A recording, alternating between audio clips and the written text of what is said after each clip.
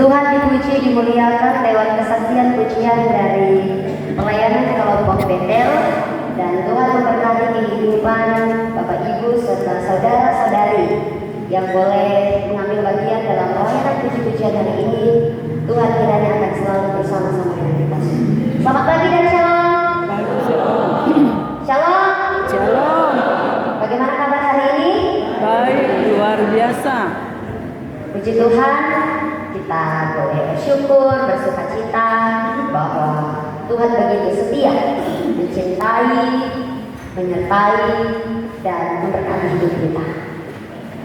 Apalagi kita baru selesai mengadakan pengucapan syukur. Sekiranya pengucapan syukur yang telah kita laksanakan bersama bukan hanya sampai berbatas pada pelaksanaan acara itu, tetapi bersyukur akan terus berlanjut dalam hidup kita sebagai orang yang percaya.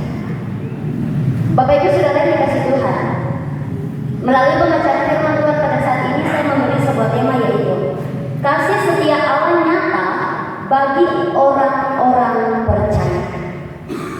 Kasih setia Allah nyata bagi orang-orang percaya. Terkadang dalam hidup ini terdapat beberapa orang-orang percaya yang sudah mulai mengabaikan, bahkan melupakan. Ya, kalau mengabaikan ini masih diingat, tapi dia abaikan. Tapi kalau melupakan ini memang sudah betul-betul dia sudah ingat.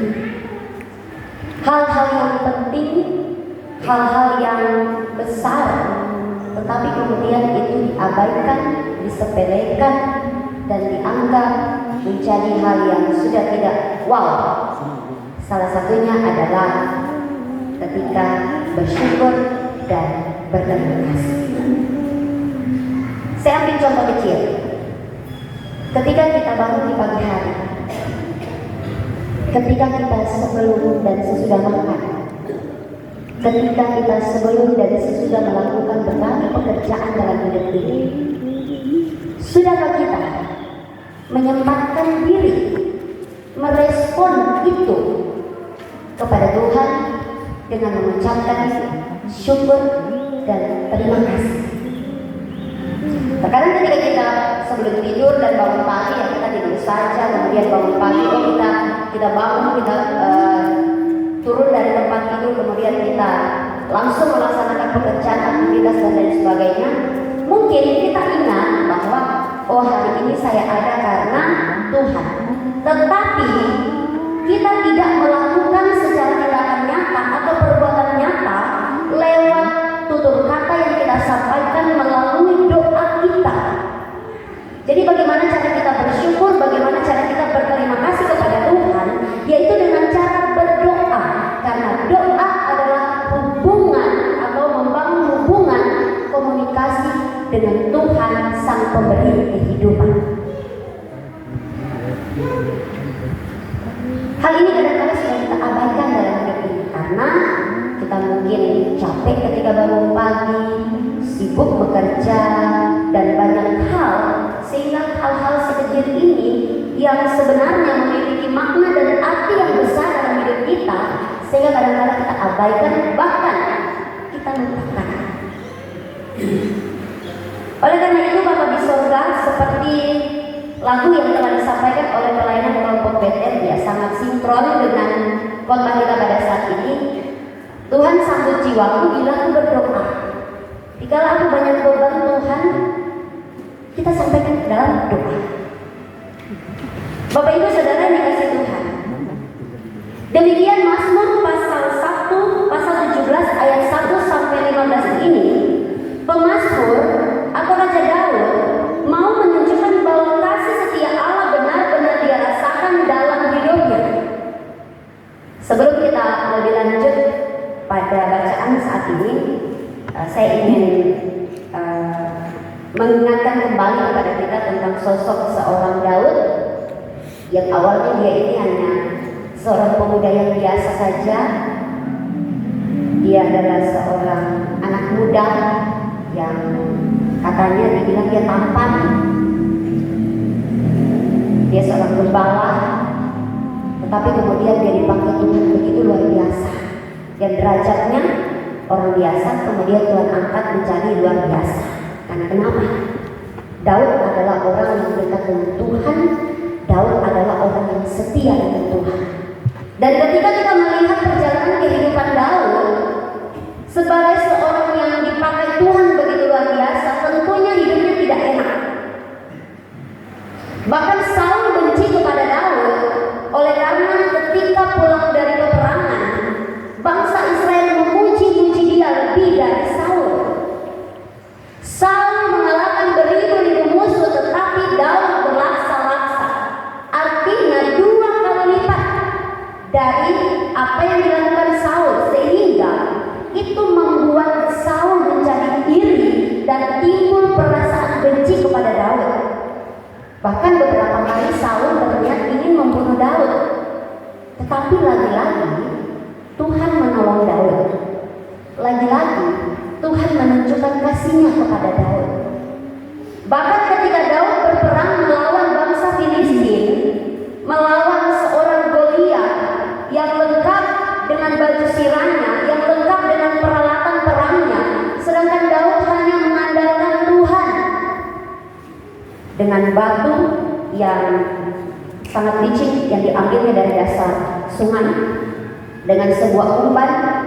Ya, umpan itu seperti yang dikatakan kemarin di cerita sekolah minggu, kalau kita mau artikan sekarang seperti ketapel, tapi beda. Kalau ketapel dipasang 2 kayu sisinya, di tengah ada karet, tapi umpan itu seperti diayun begini.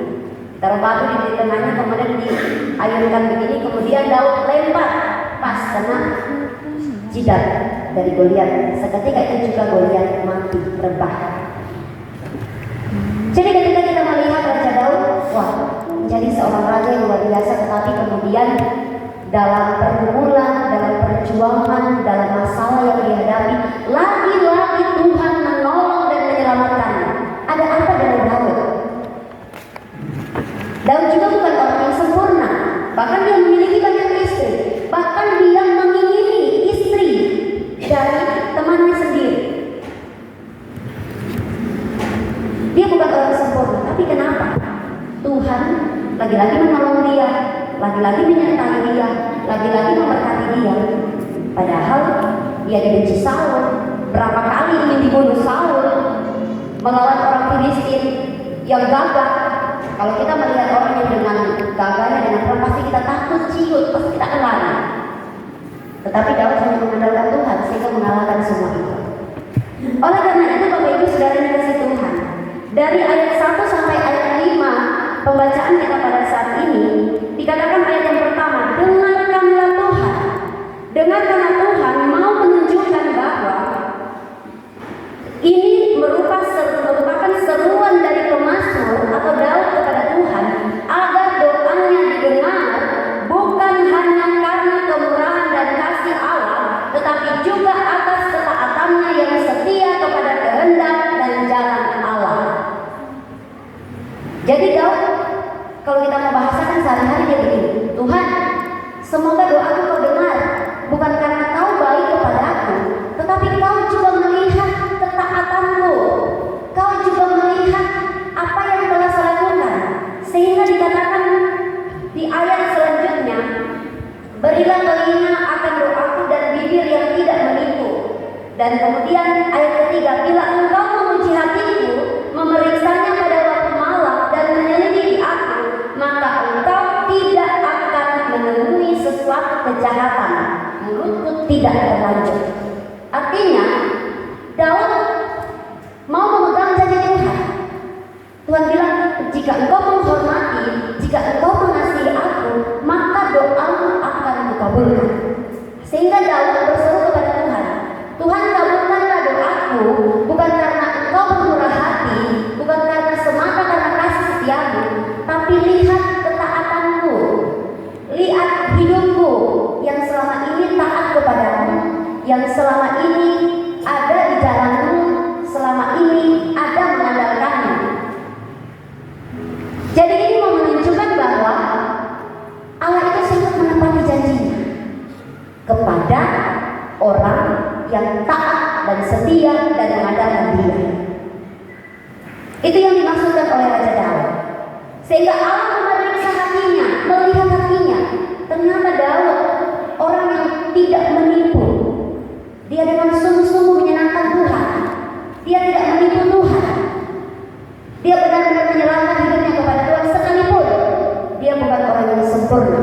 dia beberapa kali jatuh ke dalam dosa. Nah, Bapak Ibu Saudara yang dikasih Tuhan, melalui firman Tuhan pada saat ini ada 5 bukti kasih Allah kepada kita, bukan saja kepada bangsa Israel pada waktu itu. Ketika Allah mengasihi bangsa Israel, hal itu juga berlaku dalam kehidupan kita, jemaat Karmel Tunggu. Allah begitu mengasihi kita. Nah, ada 5 bukti kasih Allah pada kita, khususnya melalui bacaan firman Tuhan pada saat ini. Pada ayat yang pertama, Allah tahu dan memperhatikan doa orang percaya. Ingat, Tuhan mendengar, Tuhan bertindak, dan Tuhan menerima doa orang percaya. Tuhan tidak pernah menutup mata, Tuhan tidak pernah menutup telinga. Bahkan ketika kita berdoa dengan setulus hati, dengan sepenuh hati, maka doa orang benar itu sangat besar kuasanya. Ketika kita meminta sesuatu kepada Tuhan dengan tulus hati, dengan tidak memaksa Tuhan, percayalah, mungkin saat itu Tuhan tidak jawab doa, 1 tahun tidak, 2 tahun tidak. Tapi ketika kita yakin dan percaya, pasti ada waktu yang Tuhan tentukan, pasti tepat dan pasti indah. Itu yang pertama. Yang kedua, pada ayat yang kedua, Tuhan menghakimi dengan keadilan. Tuhan menghakimi manusia dengan keadilan. Buktinya, kita orang berdosa, Tuhan tidak semena-mena ini terhadap kita. Kalau dipikir kita ini sangat hina, berdosa, dan banyak sekali pelanggaran kita, dari hal-hal yang kecil sampai pada hal-hal yang besar. Tetapi Tuhan tidak menghakimi kita semena-mena. Tapi apa yang terjadi dalam hidup kita sebagai orang Kristen?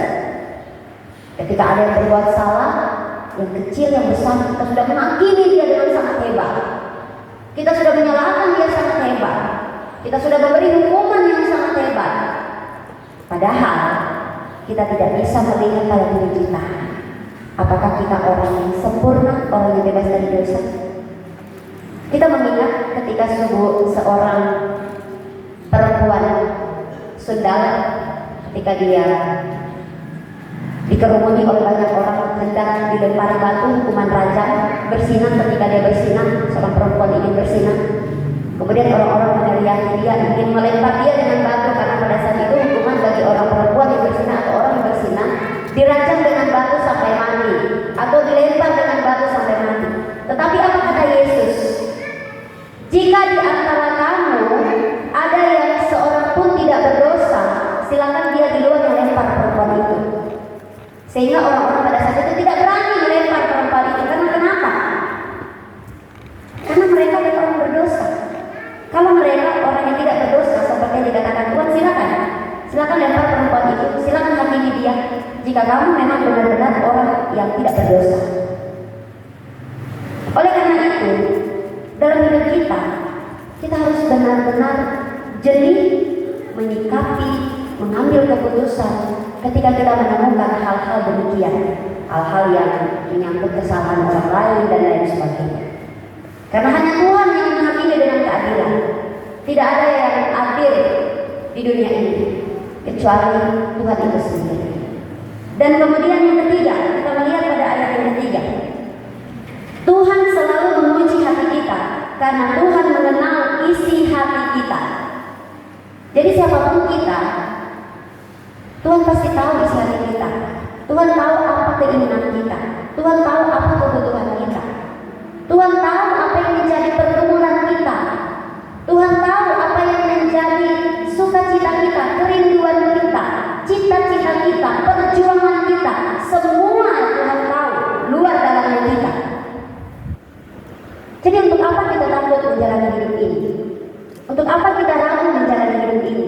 Jika kalau Tuhan tahu segalanya tentang kita.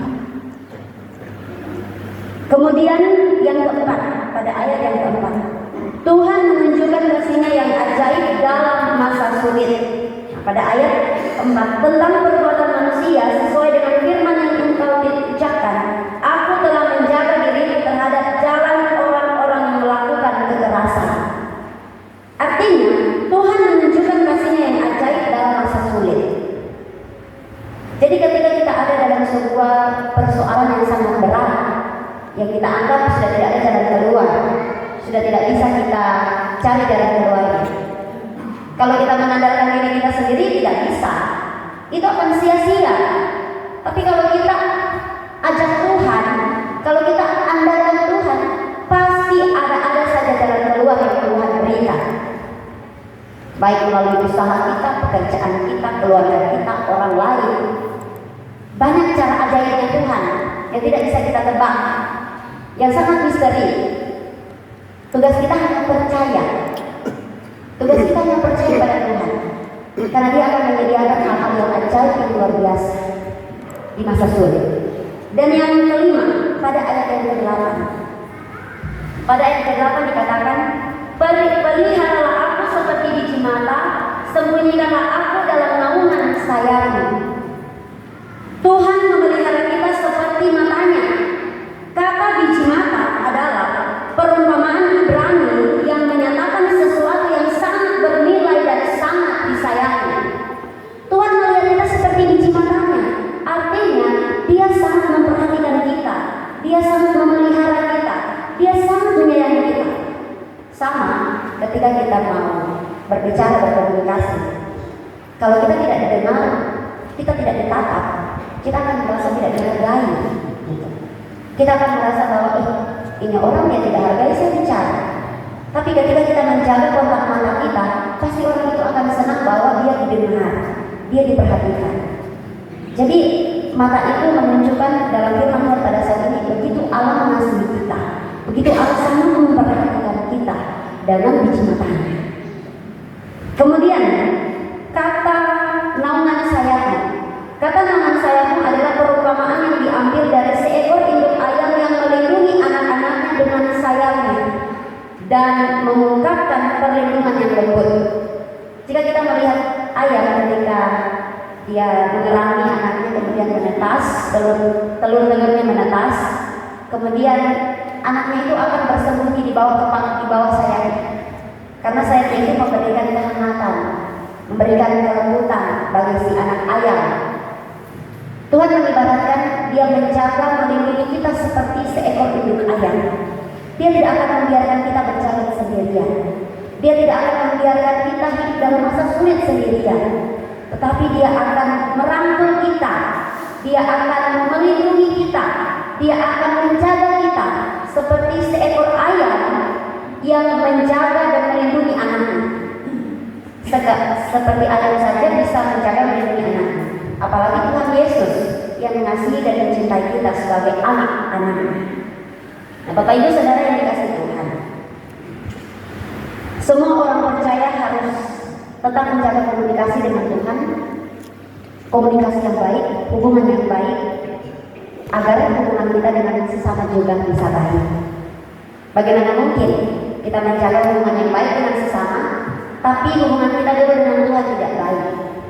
Tapi jika kita menjaga hubungan yang baik dulu dengan Tuhan, maka dengan sendirinya hubungan kita terhadap sesama juga akan mengikuti. Bapak Ibu Saudara yang dikasihi Tuhan, Allah selalu siap untuk melindungi kita, bagaikan seekor induk ayam melindungi anak-anak. Bahkan sekelas Raja Daud, seorang raja, dia tetap berdoa kepada Tuhan. Apalagi kita adalah umat-umat pilihan, umat-umat yang disayangi Tuhan. Mari kita belajar dari Raja Daud yang setia dan taat kepada Tuhan. Dalam segala musim hidup, dia tetap mengandalkan Tuhan. Amin.